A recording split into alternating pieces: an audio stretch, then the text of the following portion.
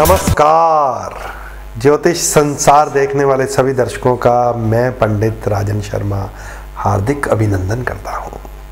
प्रिय दर्शकों, आजकल के एपिसोड्स में आपके साथ जन्मपत्री की रेंज क्या है ये बात आपके साथ साझी करने का प्रयास कर रहा हूं। हमारी जन्मपत्री का लगन कौन सी कैटेगरी में है, देव या दैत्य, ये जानने का सिस्टम क्या है, ये बात आपके साथ साझी करने का प्रयास कर रहा हूँ। हमारे योगकारी ग्रह भी कभी कभी हमें परेशानी में डाल देते हैं।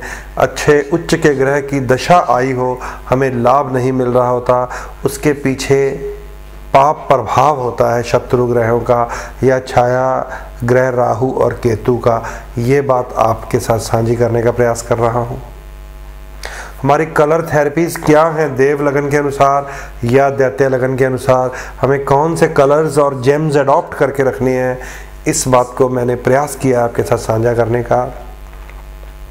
और अब बात आकर रुक गई है छाया ग्रहों के ऊपर, राहु और केतु के ऊपर। अब तक आप जान चुके हैं कि हमारी जन्मपत्री में दो छाया ग्रह हैं, राहु और केतु, जिसे असल में वैदिक ज्योतिष ने कर्म नियंत्रक ग्रह कहा गया है। कर्म नियंत्रक ग्रह, ये ठीक है कि उनका फलादेश जो है हमें परेशान करता है। जिस भाव में राहु है उस भाव को खराब कर देता है, जिस भाव की तरफ देख रहा होता है उस भाव के भी फल नाश कर देता है, क्योंकि उनके फलादेश नेगेटिव है, नकारात्मक है। इसलिए हम राहु और केतु को बुरा ग्रह मानते हैं, क्योंकि जो हमारी भौतिक जिंदगी है, मैटीरियलिस्टिक लाइफ, उसमें राहु और केतु बढ़िया रोल अदा नहीं करते। उसमें तो हमें शुक्र बढ़िया चाहिए, शनि बढ़िया चाहिए, बुध बढ़िया चाहिए।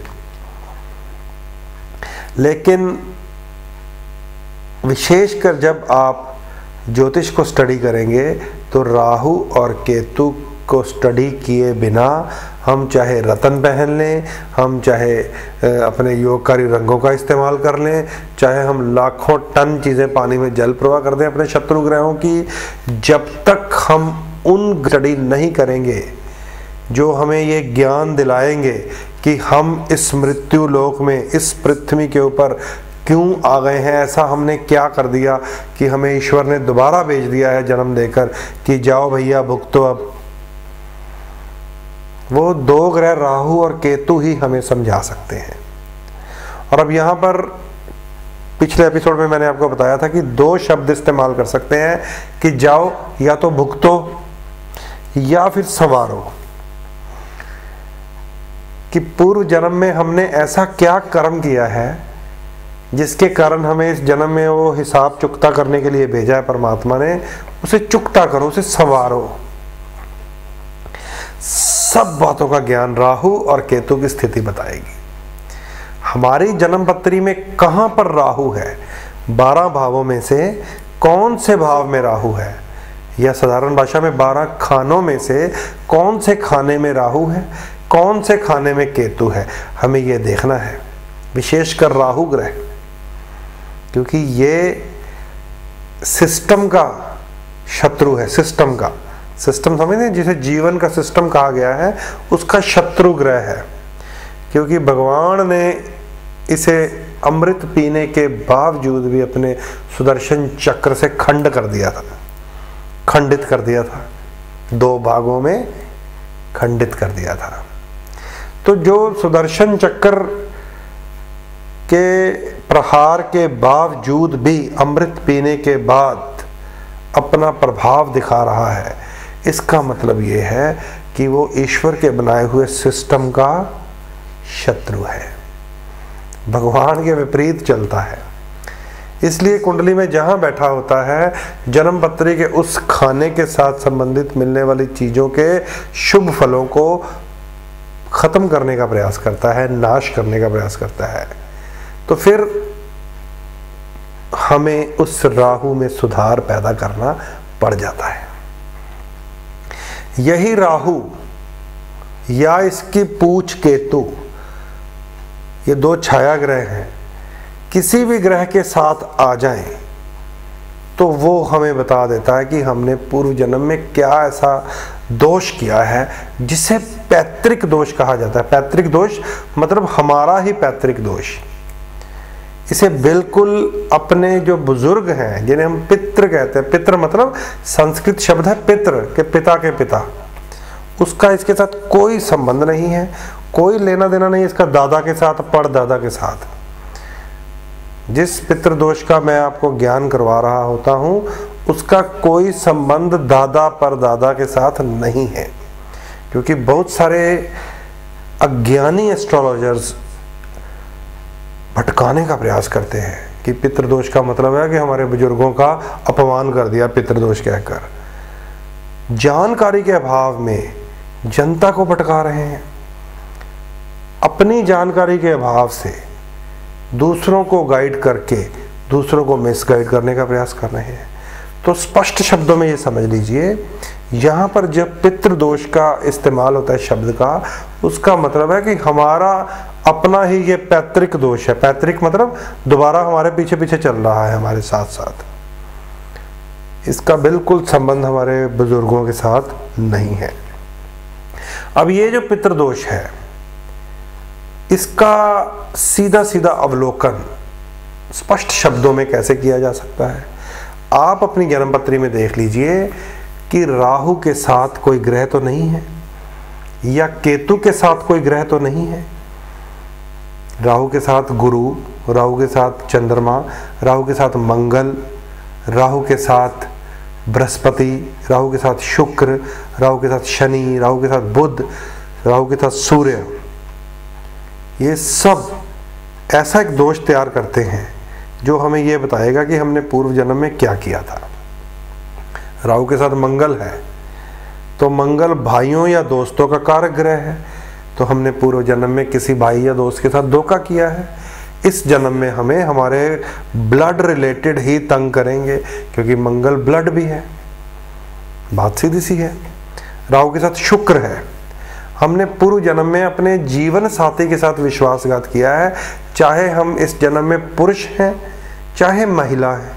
बहुत सारे घोंचू एस्ट्रोलॉजर जो हैं, घोंचू किस्म के, वो ये कहकर भटका देते हैं कि अगर वो महिला की जन्मपत्री में तो शुक्र राहु कौन सा दोष बनाता है। क्या ज्योतिष करोगे?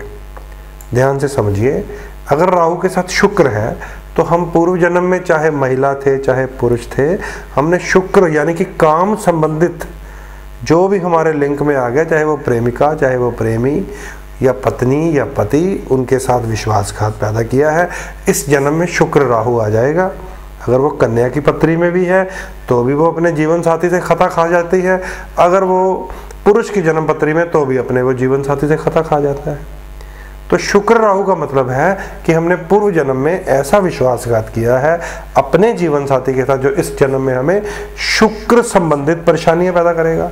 अब शुक्र संबंधित परेशानियों में जीवन साथी भी आ जाते हैं, यौन रोग भी आ जाते हैं। शुक्र की जो परेशानियां होती हैं उसमें मैंने देखा एड्स जैसी बीमारी लगते हुए। हमने बहुत स्टडी किया है जन्मपत्रियां, बहुत सारे क्लाइंट्स हमें मिलते हैं, बहुत सारी जगह पर जाता है। शुक्र और राहु चंद्रमा में है, चंद्रमा राहु, तो चंद्रमा का कारक है, नानी का है, दादी का है, मौसी का है, सासू माँ का है, चंद्रमा कारक है। अब ये नानी, दादी, मौसी, सासू कहाँ बनता है? ये अलग अलग घरों में जाकर बनता है कि कौन से घर में चंद्रमा मौसी का रोल है, कौन से में दादी का, कौन से में नानी का, ये अलग बात है।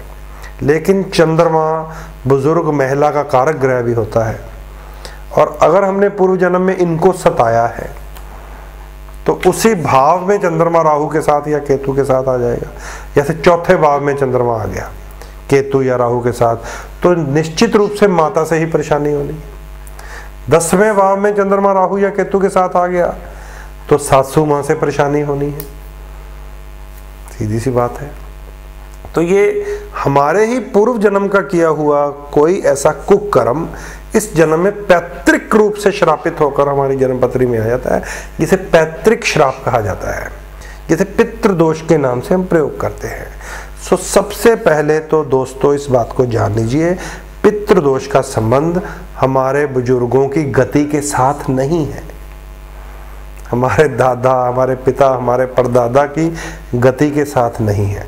हाँ, अगर हमारी जन्म पत्री में राहु गुरु, राहु और सूर्य या राहु और चंद्रमा इस जन्म में है, राहु गुरु, राहु सूर्य, राहु और चंद्रमा इस जन्म पत्री में है, और हम श्राद्ध कर्म को, जो श्राद्ध किए जाते हैं वर्ष में आते हैं, जो श्राद्ध कर्म को इग्नोर कर देते हैं, तो समझ लीजिए फिर हमें गति करवानी पड़ती है अपने बुजुर्गों की।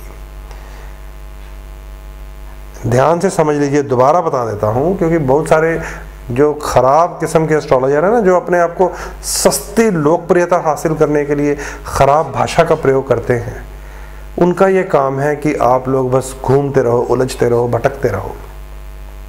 अगर हमारी जन्म पत्री में बृहस्पति, सूर्य ये पिता और दादा के कारक होते हैं, चंद्रमा माता का कारक होता है, राहु के साथ है और विशेषकर अष्टम भाव में है, मृत्यु स्थान में है, तो फिर इंसान जो होता है उसकी नेचर ऐसी होती है, वो इग्नोर करता है इन संस्कारों को।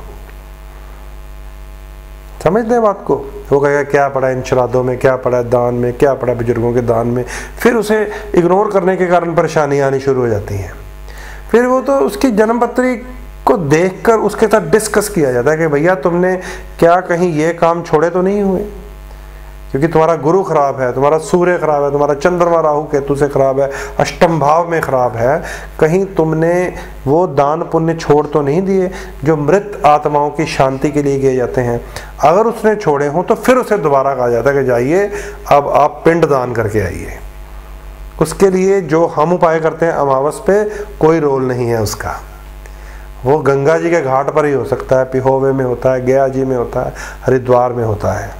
बिल्कुल स्पष्ट शब्दों में सुन लीजिए, पितृदोष का संबंध हमारे बुजुर्गों के साथ, दादा के साथ, परदादा के साथ, पिता की मृत्यु के साथ नहीं जुड़ा हुआ। क्लियर? इस बात को आप समझ लीजिए, क्योंकि बहुत सारे लोग बेचारे ना तो खुद ज्योतिष जानते हैं और ना ही दूसरों को सही होने देते हैं। अपनी मनगढ़ंत थ्योरियां बनाई हुई हैं, जैसे लाल किताब ने मनगढ़ंत थ्योरी बनाई है, आजकल वैदिक ज्योतिष में भी मनगढ़ंत घुसे हुए हैं। तो थोड़ा सा पहले जानकारी स्पष्ट रूप से देख लीजिए। तो क्योंकि अब जिक्र राहु है, अब राहु हमारे डिस्कशन में आ गए हैं, तो जान लीजिए, आपको दोबारा जाते हुए बता देता हूं कि हमने जन्म क्यों लिया है, हमने कौन सा लेखा चुकता करना है, कौन सा कर्जा अदा करना है, किसका अदा करना है, ये अब हमें राहु ही बता सकता है हमारी जन्म पत्री में, या राहु के साथ केतु भी बता देता है। अब इस टॉपिक को मैं शुरू करूंगा, आपके साथ साझा करूंगा, अब गोचर को भी साथ में लेके आएंगे कि आजकल राहु वृश्चिक राशि में भ्रमण कर रहे हैं और केतु वृष राशि में। कैसा होगा हमारे लिए और क्या होगा अगर जन्म पत्री में भी उन्हीं भावों में पड़े हैं, क्या क्या संभावनाएं हैं, इस बात को अब आज आने वाले एपिसोड्स में डिस्कस करेंगे। तो यहाँ पर मैंने देखा है घड़ी कह रही है कि समय समाप्ति हो गई है, तो आप भी अपनी जन्म पत्री में कलर थेरेपी जानने के लिए, अपनी रेंज जानने के लिए, आप देव हैं या दैत्य हैं, या आपको कौन से दोष के कारण जन्म लेना पड़ गया, उसका क्या इलाज है, ये सब जानने के लिए अपनी अपनी जन्म पत्री दिखा सकते हैं। जन्म पत्री दिखाने के लिए स्क्रीन पर मेरे नंबर आ रहे हैं, उन पे कांटेक्ट करके सारी जानकारियां लीजिए, ताकि आपको यहाँ तक पहुँचने में किसी प्रकार की कोई भी दिक्कत ना हो। यही संदेश देता हुआ अपनी वाणी को विराम लगाता हूँ। नमस्कार।